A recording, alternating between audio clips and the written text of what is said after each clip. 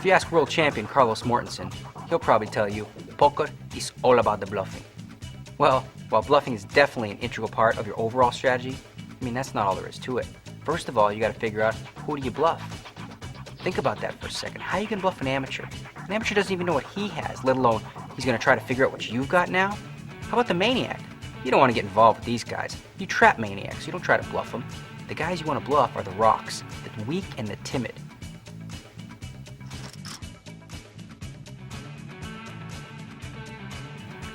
There's more than one way to bluff. You can try a desperate, stone-cold bluff on the river when you've got absolutely no hand. Or you can use a trick that the pros like to use, called the semi-bluff. Think about it for a second. Let's say you have 2 hearts in your hand. 2 hearts come out on the board, giving you a flush draw.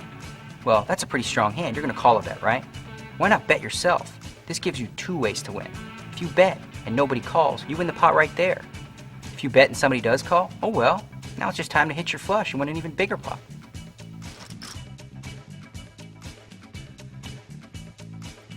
I see far too many rookies throwing out that desperation bet on the river thinking that's the only way they can win. But that's not how you bluff. You gotta set up a bluff early in the hand. It's like telling a story. You don't just throw a bet out on the river with no rhyme or reason. You're telling a lie, you gotta tell it right.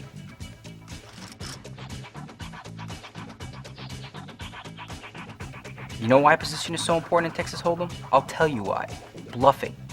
When you get to see what your opponents do before you have to act, you get so much more information that you can use against them. Think about it.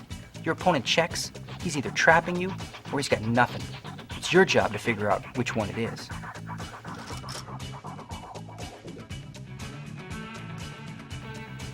This is no time to get cute.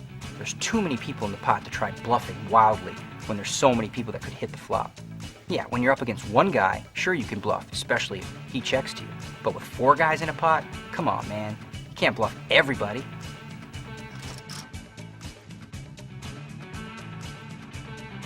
So why would you ever show a bluff? I'll tell you why. There's nothing sweeter than taking a pot off a guy with absolute rags and then showing it to him as he throws his hand in the muck. It'll send him on complete tilt for the rest of the session. And everybody else at the table, they'll get to see that you're willing to bluff, you might have the nuts, they'll never be able to figure you out.